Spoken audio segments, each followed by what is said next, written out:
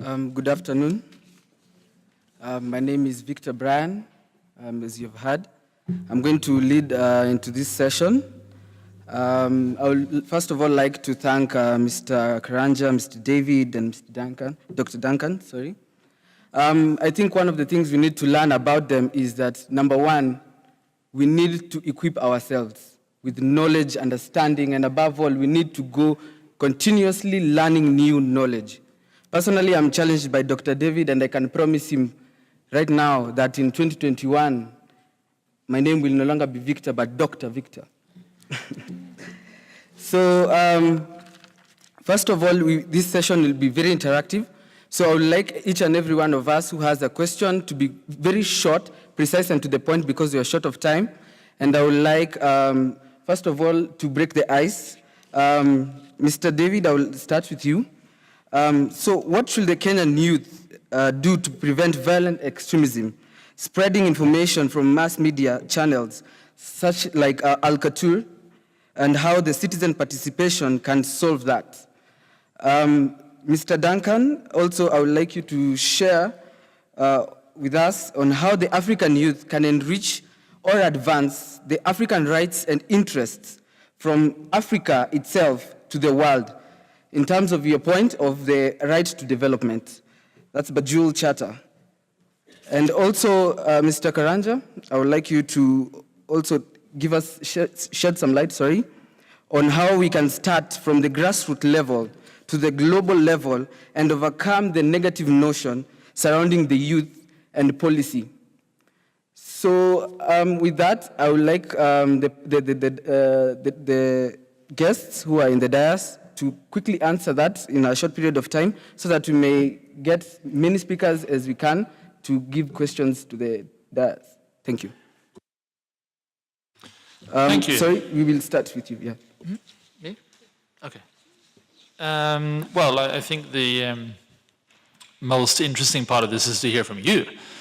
How you as young people think that you can engage on preventing violent extremism. So I hope we can get some reflections around that. Last year, the UNDP, the United Nations Development Programme, made a huge report on the key factors behind radicalization. And if you haven't seen it, I really recommend that you go online and you search for the UNDP CVE report. It's very well presented, firstly, and the content is super interesting. And one of the key messages is that this is not rocket science. Yes, it's complex, but basically when young people don't have access to social, economic opportunities, if they don't have food, if they don't have drink, if they don't have health services, if they don't have stable homes, what do you expect? You know, young people have energy, they have hopes, they have dreams, they want to make a contribution to their community and for their own lives, right? So it's key that young people feel that they have the basic needs covered and that they feel appreciated and part of society. And with that comes, of course, appreciation of diversity and that everybody feels that they're part of this nation. And of course, young people can play a role in that and engaging and contributing to these key factors being realized. And finally, on narratives, of course, you know, developing narratives which are moderate and which contribute to quality of life for everybody, I think, is key. But again, I look forward to hearing from you. Thank you. Thank you. We'll go to the next panelist. Okay. So my question, let me try answer it. The right to development is looking at development as liberty. You see, when we talk of liberty, we only think of political rights like to express yourself, the right to freedom of speech, but development is liberty because if you don't have resources, you don't have a choice. And it's a very bad condition. I don't think God meant life to be like that. So you can have all those rights, but if you don't have development or resources, they are impotent. And so there is an interconnection between the socio-cultural rights and the civil right. Most of the time, we are misled and we only focus on civil rights without seeing the connection between civil and social cultural rights. So you'll find youth are very excited about freedom of speech, which is very important, but probably not as excitable when it comes to the right to food, the right to shelter, the right to earn a livelihood, which all cascade to the same thing. Finally, there is an accusation that it is almost impossible. The world is becoming universal. There is nothing like Africa youth. Africa youth, after all, they are dressing like anybody else. They are talking like anybody else. They are listening to music from abroad, and they are not in tune to their culture. I think that is a false narrative in this sense. A lot of research has been conducted. And if you look at culture, not as the material culture, sometimes we look at culture as the ostrich feathers, the geriatric dances, walking with calabash. That is not culture. Culture, firstly, is about values. Young people also care about community. Young people also care about the extended family. Young people also care about respect and dignity. And so I think that right to development ties to liberty and freedom. And if we don't have development, then we can't really enjoy those other rights. Because human right is supposed to give you options and ability to do A or B. But if you have no ability, because you have no choice, you have no option, then your human rights are curtailed. Thank you. Thank you. I think young people need to begin to build a common consciousness about themselves. We need to begin to know who we are and to know that our identity as young people need not to be fluid. We need to be able to organize and to mobilize. We need to reposition ourselves in society strategically as emerging leaders, not as leaders of tomorrow. And we need to begin to engage with our older folk. We do not need to isolate ourselves in what is called the subculture of young people, which Dr. Ojwang has attempted to describe. We dress probably in a particular way. We listen to a particular kind of music. We speak in our own language. That tends to isolate everyone else, but it also tends to isolate us from everyone else. We need to begin to build bridges, generational bridges, and to begin to dialogue with our older folks much more, especially in relation to control over power, resources, and people, so that we can begin to have some real influence. We need to strive for more and to be seen to be responsible. Is the only way we can be trusted by our older folk who still wield power. And lastly, it may not be possible to have all that unless our older folks also begin to reach out to us and build appropriate governance context that will allow young people to thrive. Thank you. Thank you very much. Those were very short and precise answers. Now, I would like to remind the delegates that keep tweeting at YoungYDK. Across all platforms, YDK is in Facebook, Twitter, Instagram. So please, let's keep the conversation rolling. Now, I would like some few delegates to actually, I'd like to give them an opportunity so that they can ask questions in regard to the topic that they have addressed today. So do we have any? Thank you. I see 1, 2, 3. Thank you. We'll start with her. So please introduce yourself and then approach, ask the panelists. Yeah. Good afternoon. I'm JC Wali from Strathmore University, and I have a question for the dais. So earlier on, we had talked about unemployment, and now it's gotten to 39%.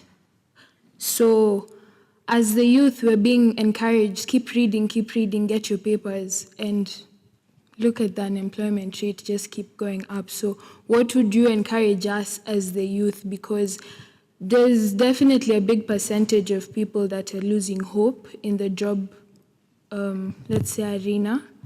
And like, we just want to know like what we're supposed to think, or what we should look forward to in the future. Like, yeah, thank you. Kindly forward your question to who? Who are you forwarding a question? The dais. Yeah. Next, yes, Jill. Good afternoon, everyone. My name is Mohammed. What is it called? I'm honored to be here in this educative conference. All thanks to the organizers. Basically, my question is matter of a concern in that we all are aware many government leaders, institutions, and key leaders usually view the youth and in a label way that they feel fear, insecure, and a threat. And in many cases, the young people are viewed or labeled as the drivers of conflict and creators of instability in the globe. So my question is, what are the mechanisms to end such narrations, and what special measures can be put in place to increase the participation and the empowerment of the youth? Thank you. Last but not least, the lady at the back. Evening. Good afternoon. My name is Hilda Marete, African Nazarene University.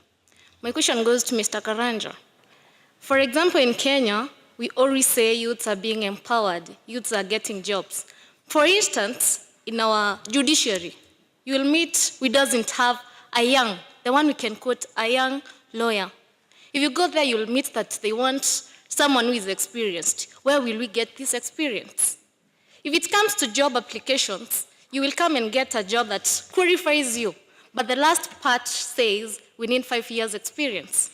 We have not yet reached there. Where will we get this experience from? How can we tackle this out? Because the minute that we youths don't have job, it will lead us to still being vulnerable and obvious targets to the vices rather than to the virtues. How can we solve this? Thank you. So the panel should, thank you for that. So the panel, please answer that questions. Thank you. Let me try to. It's President Obama who gave a speech on being on the table. Or actually, yes, on the table. Is it on or at? No, those. You choose. You choose. Yeah. English came on a ship. It's being at the table. Because being on the table, I envision is sitting on it. And he was saying that until you sit at the table, your issues are not being dealt with. And the goal should be that you need to be where? At the table. And that is true.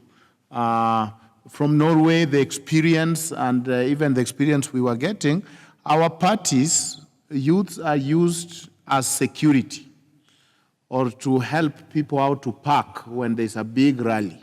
And so youth wing, usually, one way or the other, they're also conditioned to think of themselves as such. That for youth, our job for the party is to offer what? Security. So are you at the table when the issues are being discussed? Or you are out there waiting to be given 50 shillings because the youth are being muscular and strong? Your job is to offer security. Finally,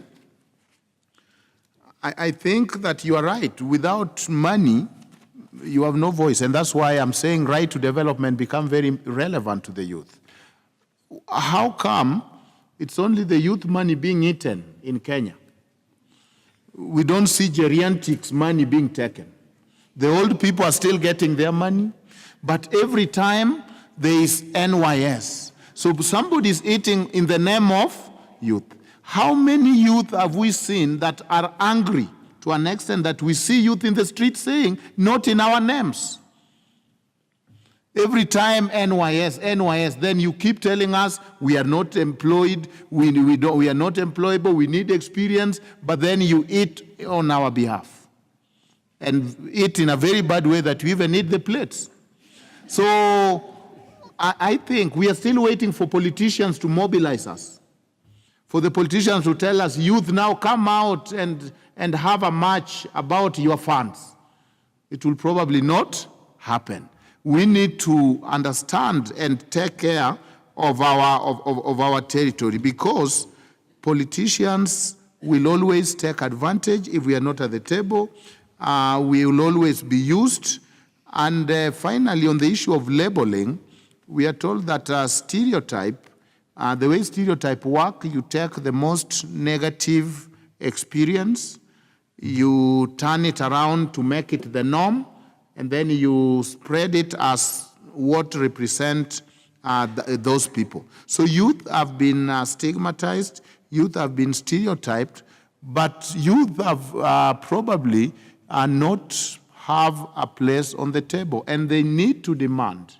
Nobody will give you a space until you demand that, no, if we are youth in this party, we are not your security, hire your security. We are also coming because we have ideas. Thank you.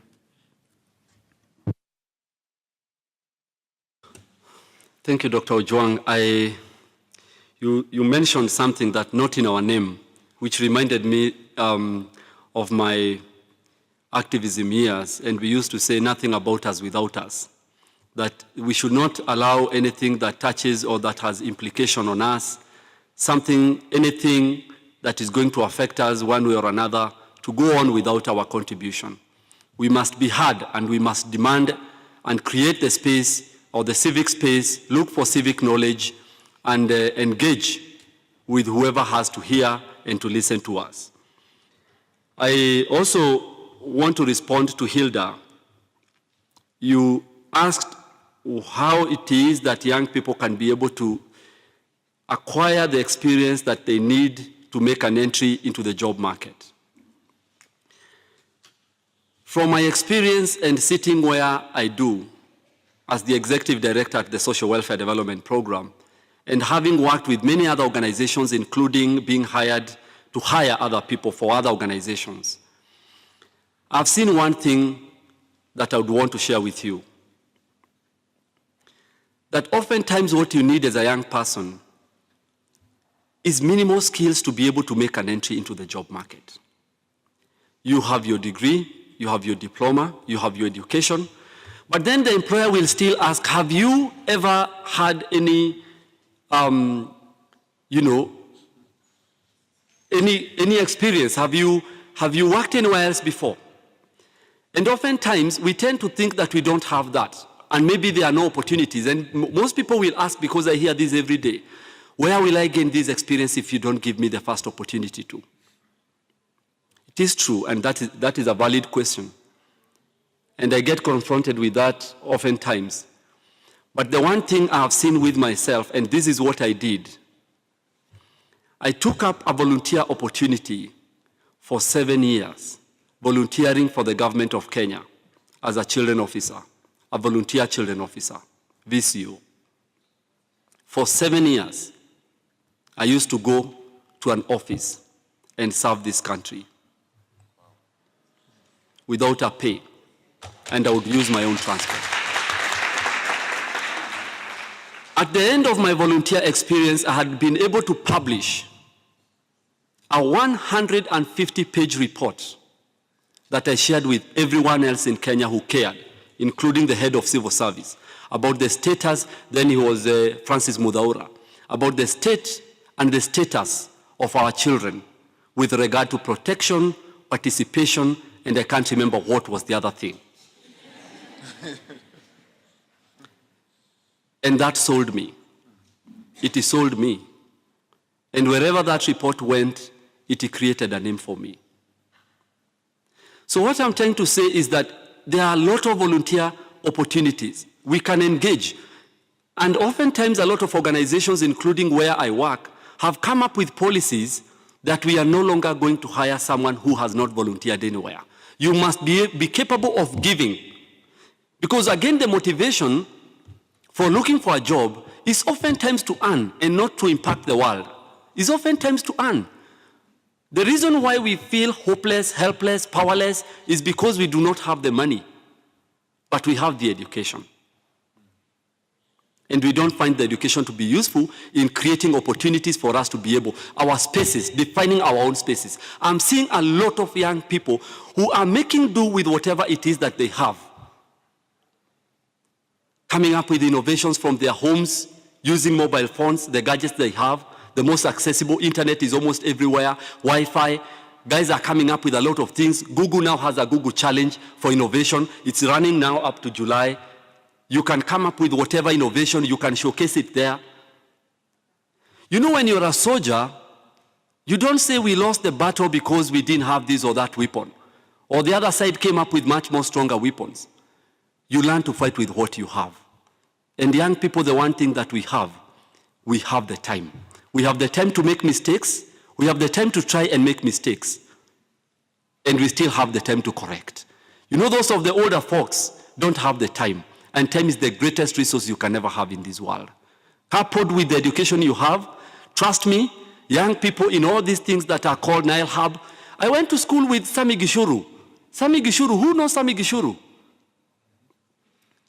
He was there during Obama. I saw him seated next to Obama. He was making one of those speeches. He was my classmate in primary school, in one of the primary schools that don't have a name. You know, the one you don't want to pronounce somewhere. And Sami Gishuru does not have a degree from any university. He does not have any post-secondary education. Sami Gishuru right now is one of the most celebrated innovators in this country. Wherever he goes, he's respected. Oftentimes, I think we underrate ourselves as young people, and we tend to look to the government too much when we have it in ourselves. We can make it. Thank you.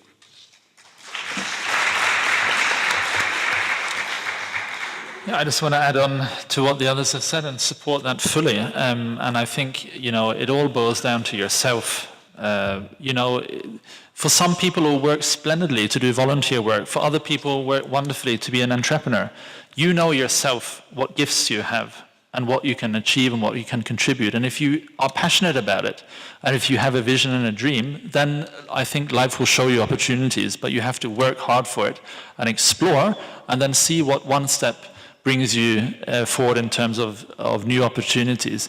And as we were taught at university, you probably won't get your dream job at the first try. And for me, that was certainly true. I had to apply for hundreds of jobs and, you know, go through a path which I had never envisioned, which was fantastic for me. And I think that goes for everybody. You have to find your path and use the opportunities that come along. And someone was asking a question here about international mechanisms for involving youth. Well, as I mentioned earlier, there's this international network called the Youth Civic Activism Network, Youth Can. And that's just one example of many international networks which exist. And often, the civil society groups nationally or locally are part of international movements. So that's also a way one can engage. For example, we support an organization called IMLU, the Independent Medical Legal Unit, that combats police brutality. And they are now, they're quite a small organization, but they've existed for many years and done incredible work. They are now representing the whole of civil society in Kenya in the East African community. So it is possible, even for small organizations, to play that big international role also when it comes to peace. And I think for all these issues, when it comes to having an impact, it all boils down to coordination and organization. When you are together like this, you are stronger.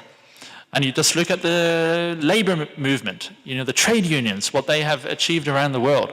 Look what your civil society and civil groups in Kenya have achieved in terms of your constitution. It doesn't come for free, usually. One has to work for it together. And I think that is really key, so keep it up. May I just add that one of those other mechanisms is the Africa Youth Charter.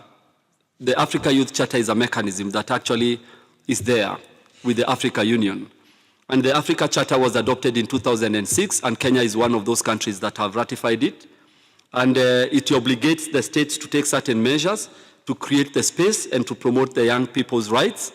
And therefore, we also need to look at that particular mechanism. So although I know that there lacks an enforcement mechanism in the country and within the region, but nonetheless, we also need to look at that and look to the ways of engaging through that mechanism. Thank you very much. I hope you have learned a lot about it. And I would also like to note something. For all the delegates, I think you need to be very, very, very profound in terms of the Public Participation Act 2012. You also need to be aware about the Public Management Act 2012. And also you need to read about the Internship Act 2015, whereby now this is going to protect you when you're going to the job market. You also need to volunteer. There are a couple of companies and organizations in Kenya. One, as he has mentioned, there is also call for volunteers. There is one that is doing an ad on social media. I think some of you have seen it. And if you like to know about volunteering, please approach one of the delegates or officials of YDK so that they can give you a very good insight so that you can develop quite a resume. Now, before we close, I'd like to give each panelist at least 30 seconds before we close. Thank you.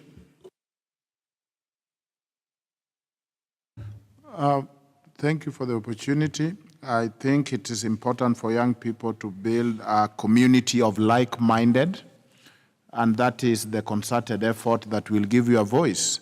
As you are looking at the economy and even the percentage of unemployment, it is real, it is scary.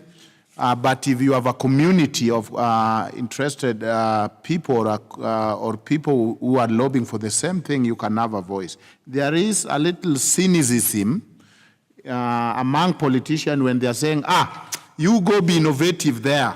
It's like you are disturbing us. Jiajiri huko bwana. Yet him is an old man, but you came to people. He looked for an employment by running as an MP, and is now in parliament, but he's telling these young people who only has a degree that you go and make your own employment there. So let us also be aware of that cynicism, because sometimes I think that word has been used, and as a group of youth, you need to interrogate the sincerity, because a lot of people, Professor Nyong'o is a professor with I don't know how many degrees. He didn't employ himself. He decided to run for governor, and we as the people did what? Employ him. So also mark when that word is used with cynicism of almost you are disturbing me, go there and employ yourself. Say, no, but Mheshimiwa, why didn't you do it? How come you ran for MP and we employed you? Thank you.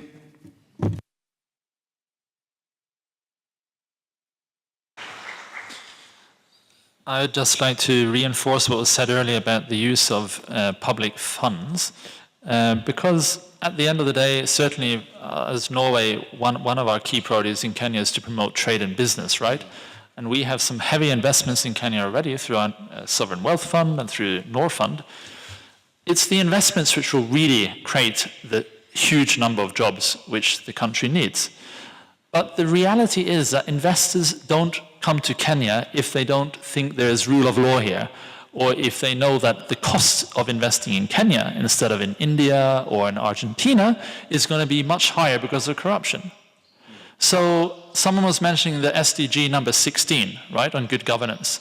If good governance really becomes entrenched and implemented, and one can manage resources in a transparent and accountable way, money follows the rule of law.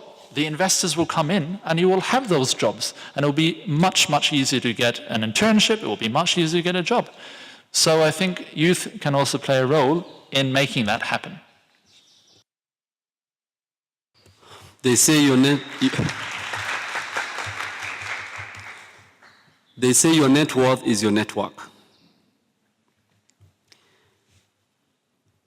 My Deputy County Commissioner, where I stay, recently told me that in about 15 years from now, government and the UN and any agency you can think about will be full of people who are currently at your age. And I would say the same thing. In about 20 years from today, any government entity you can think about, any UN, including all these embassies that we have all over, will have a lot of you. Because whether we like it or not, naturally, we will also take over. So what we need to do now is to begin to position ourselves correctly, is to begin to identify the strategic positions that we need to take and to occupy, is to begin to acquire the knowledge and the skills and to be properly networked so that when that time comes, we will not be left behind. We took the first measure, the first step, we came here, and that defines us differently.